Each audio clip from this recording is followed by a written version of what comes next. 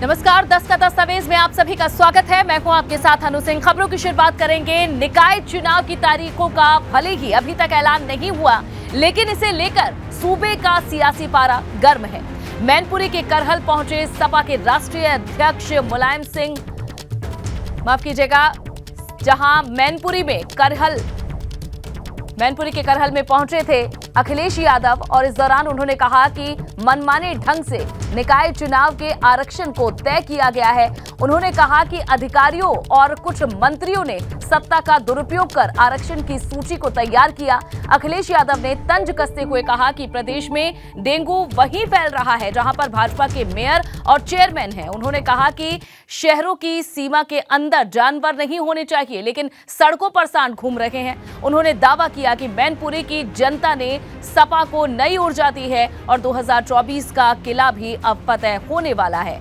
अखिलेश यादव ने यहां ये तमाम बातें कही हैं। भाजपा को लेकर उन्होंने तंज भी कसा है। आरक्षण में भेदभाव हुआ है, कुछ अधिकारियों की मनमानी और कुछ सीमित मंत्रियों ने मनमानी कर करके ये आरक्षण व्यवस्था लागू की थी। हर जिले में आप भेदभाव देखेंगे। पिछड़ों को जितना मिलना चाहिए तो उन्हें नहीं मिला। जो SC ST समाज है उसके जो आरक्षण होता उनको नहीं मिला। जाने कितने रूप में भेदभाव किया इन्होंने। अपने लोगों को खुश करने के लिए, संतुष्ट करने के लिए ये सरकार ने भेदभाव किया और नगर निकाय से सरकार भाग रही है। क्यों? डेंगू वहीं फैल रहा है जहां भारतीय जनता पार्टी के चेयरमैन हैं। डेंगू की बीमारी, मच्छर, गंदगी, कूड़ा वहीं पर है जहां पर भारतीय जनता पार्टी के चेयरमैन हैं या नगर पालिका के अध्यक्ष हैं या मेयर हैं। आप देख लीजिए, गोबर पड़ा हुआ है हर जगह। निकाय चुनाव को लेकर 17 नगर निगमों में भाजपा के पसमानदा मुस्लिम सम्मेलन पर भाजपा अल्पसंख्यक मोर्चा के प्रदेश अध्यक्ष बासित अली ने कहा है कि पसमानदा समाज के लोगों को सरकारी योजनाओं का लाभ पहुंचा है, और उन्होंने कहा कि महानगरों में सबसे ज्यादा पसमानदा समाज को योजनाओं का फायदा मिला है। इसके लिए पार्टी का अल्पसंख्यक मोर्चा जमीन पर काम कर रहा है और इसी कड़ी में पसमानदा मुस्लिम सम्मेलन आयोजित किया जा रहा है, जिसमें बड़ी तादाद में पसमानदा समाज के लाभार्थी मौजूद रहेंगे। हमारे साथ में भाजपा अल्पसंख्यक मोर्चा के प्रदेश अध्यक्ष बासित अली हैं। बासित जी, क्या तैयारी? बहुत उत्साहित है रामपुर खतौली के बाद, अब क्या तैयारी नगर निगम को लेकर?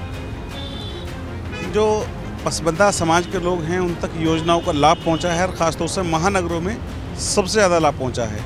तो ऐसे लोगों तक पहुंचना, उन तक भारतीय जनता पार्टी की रीति नीति और बात पहुँचाना, इसके लिए अल्पसंख्यक मोर्चा लगातार ज़मीन पर रहकर काम कर रहा है। इसी कड़ी के अंदर सभी नगर निगम क्षेत्रों में जहां चुनाव है वहां हम एक कार्यक्रम करने वाले हैं, जहां बड़ी तादाद के अंदर पसमानदा समाज के और लाभार्थी वर्ग के लोग मौजूद रहेंगे और भारतीय जनता पार्टी की रीति नीति और भारतीय जनता पार्टी के विचारों को जानकर उनको जोड़ने का प्रयास करेंगे। आज आपकी प्रदेश अध्यक्ष भूपेन्द्र चौधरी से भी मुलाकात हुई, इसको लेकर मंथन हुआ, क्या रणनीति बनी है? माननीय अध्यक्ष जी लगातार प्रवास करने की, लगातार लोगों से संपर्क बनाने की, लगातार योजनाएं बनाने की और सम्मेलन करने की बात उन्होंने कहा है कि काम करिए, चुनाव जीतना है, सबको मिलकर के जीतना है।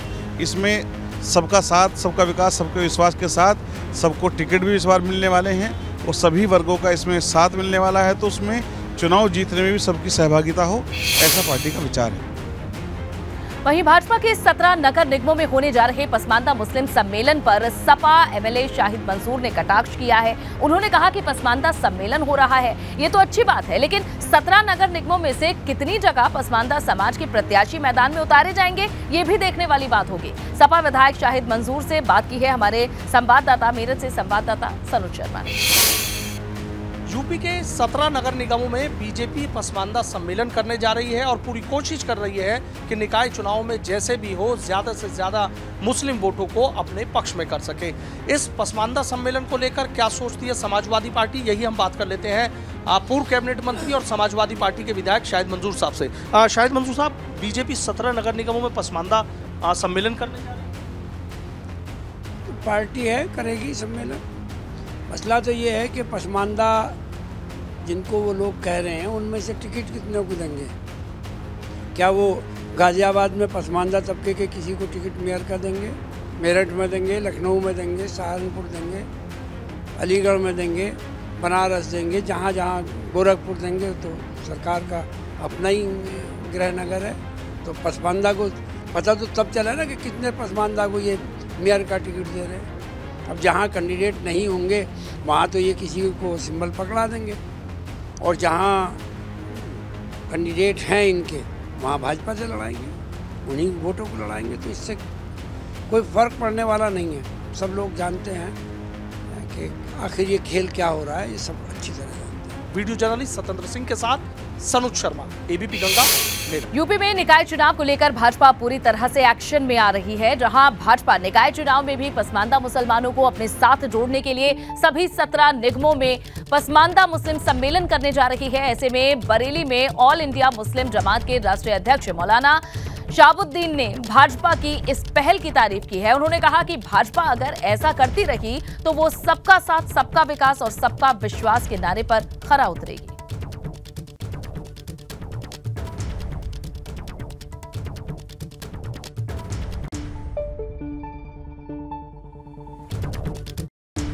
ये बिल्कुल ठीक है और अच्छी बात है। तमाम तबकात के लोगों को, सभी समुदाय जो हिंदुस्तान में रहते हैं, बाशिंदे हैं, शहरी हैं, उन लोगों को साथ में रखना चाहिए। तभी तो सबका साथ, सबका विकास, सबका विश्वास का नारा पूरा होगा, वरना एकतरफा होकर के रह जाएगा। और दूसरी बात ये है कि मुसलमानों की तरफ से बीजेपी पर ये इल्ज़ाम लगाया जाता है और ये कहा जाता है, और बात भी ठीक है कि बीजेपी मुसलमानों को अपने साथ जोड़ना नहीं चाहती है, अपने पार्टी में रखना नहीं चाहती है और उनको पोर्टफोलियो या उनको किसी ओहदे पर न रखना चाहती है। वहीं नगर निगम चुनाव की तारीखों के ऐलान से पहले गोरखपुर में बीजेपी की अहम बैठक हुई। वन मंत्री अरुण सक्सेना के नेतृत्व में हुई बैठक में गोरखपुर नगर निगम की 80 सीटों में से 65 सीटें जीतने का लक्ष्य रखा गया है। इस मौके पर गोरखपुर नगर निकाय चुनाव के प्रभारी और मंत्री अरुण सक्सेना ने कहा है कि नगर निकाय चुनाव काफी महत्वपूर्ण चुनाव है और भाजपा काम के आधार पर जनता के बीच जाएगी।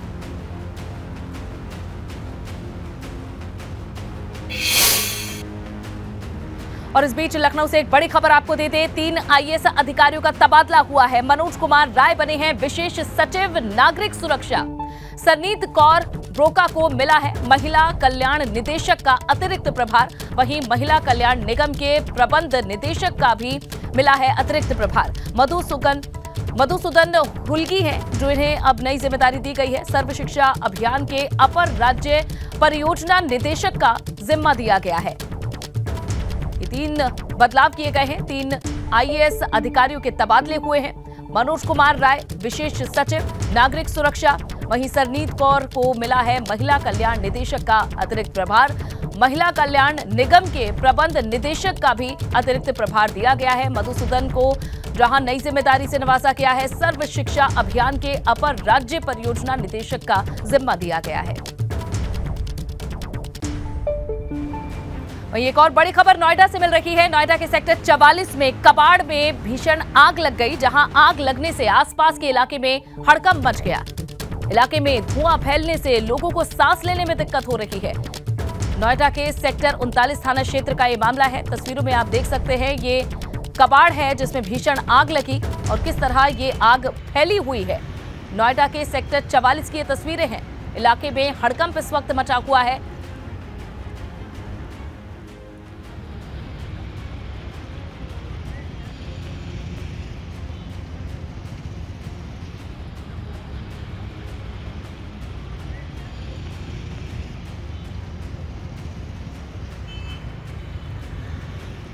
तो ये तस्वीरें आप देख रहे हैं नोएडा के सेक्टर 44 के कबाड़ में आग लग गई है और आग लगने से किस तरह धुआं फैल रहा है और इस धुएं में सांस लेना लोगों का दूभर हो रहा है।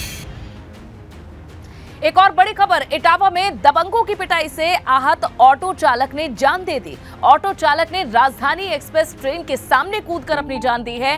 ट्रेन से कटकर मौत हो गई। सीसीटीवी में ये तस्वीरें भी अब कैद हुई हैं। उधार के रुपए मांगने पर दबंगों ने सलीम की पिटाई की थी और इसी से आहत ये व्यक्ति अपनी जान देने गया और इसकी ये तस्वीरें भी सामने आई है। आप देख सकते हैं किस तरह भागकर ये रेलवे ट्रैक पर आता है और इसी दौरान तेज रफ्तार आती ट्रेन इसे कुचलती हुई आगे बढ़ जाती है। रेलवे फाटक के पास 7 लोगों ने बेरहमी से इसकी पिटाई की थी। परिजनों के बयान पर अब केस दर्ज कर लिया गया है।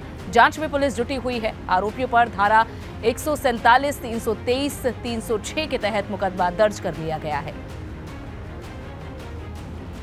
कुछ लोगों की पिटाई से आहत इस शख्स ने अपनी जान दे दी। रेलवे लाइन के सामने आ गया और वहीं से तेज रफ्तार ट्रेन आ रही थी जिसके सामने खड़ा हो गया और आप देख सकते हैं कैसे इसने अपनी जान दी है। और वहीं अब परिवार के लोगों ने इस मामले में सख्त कार्रवाई की मांग की है। परिजनों के बयान पर अब केस दर्ज हो चुका है। जांच में पुलिस जुटी हुई है। आरोपियों पर कई सख्त धाराओं में केस दर्ज कर लिया गया है।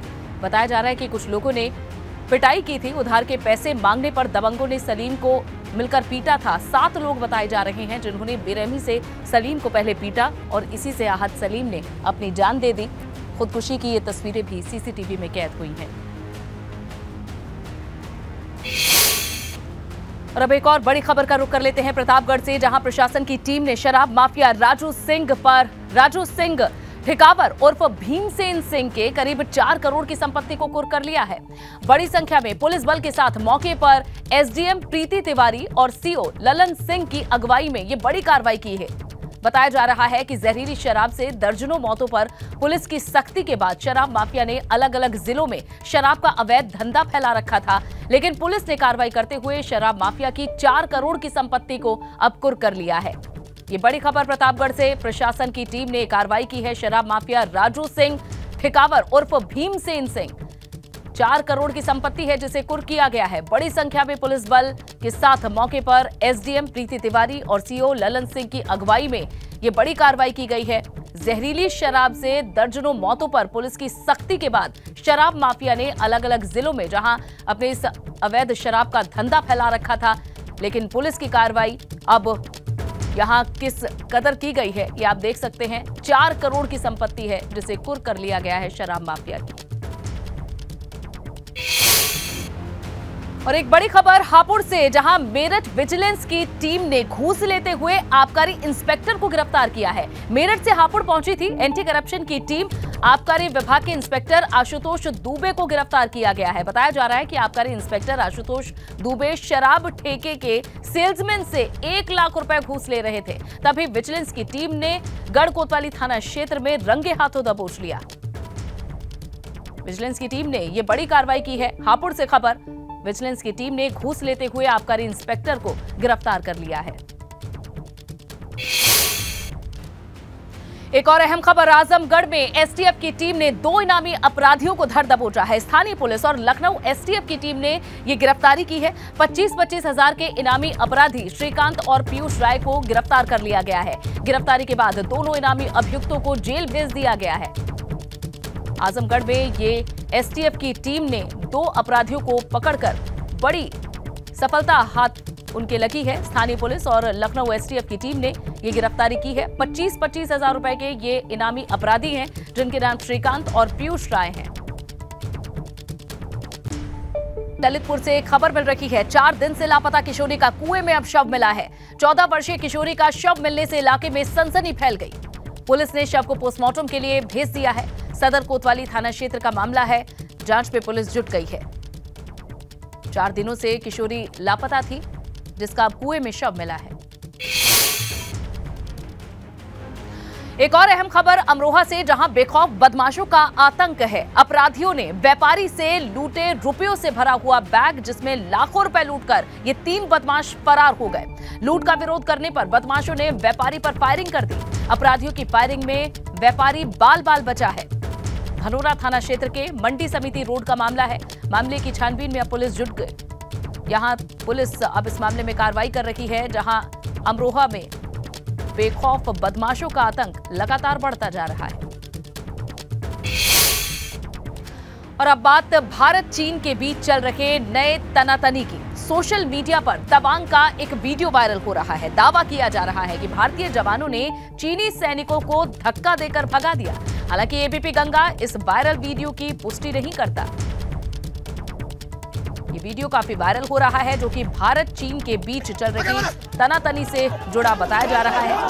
सोशल मीडिया पर ये तवांग का एक वीडियो बताया जा रहा है जिसमें दावा किया गया है कि भारतीय जवानों ने इस तरह से चीनी सैनिकों को धक्का देकर भगा दिया अपने क्षेत्र से। हालांकि एबीपी गंगा इस वीडियो की पुष्टि नहीं करता है, लेकिन इस वीडियो में साफ तौर पर देखा जा सकता है कि 2 देशों के जवान आमने सामने हैं। चीनी जवानों को भगाया जाता है और उसके बाद भारतीय जवान इसका जश्न भी मनाते हैं।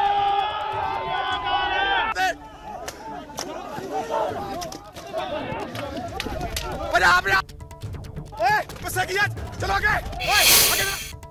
वहीं तवांग में भारत और चीनी सैनिकों में झड़प के मामले में रक्षा मंत्री राजनाथ सिंह ने संसद में बयान दिया है। ये बड़ी खबर इससे जुड़ी दे दें, जहां लोकसभा और राज्यसभा में तवांग में हुई भारत और चीनी सेना की झड़प पर रक्षा मंत्री राजनाथ सिंह ने बयान दिया है।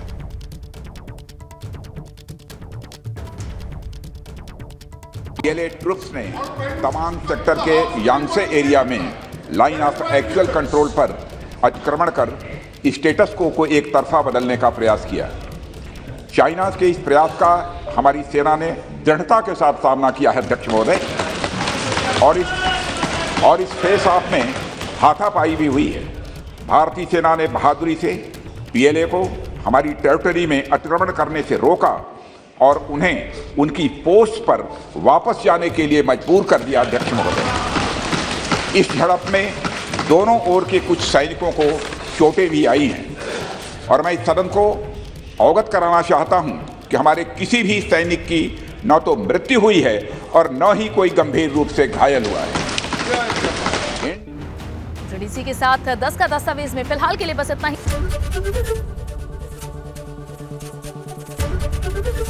एबीपी गंगा, खबर आपकी, जुबान आपकी।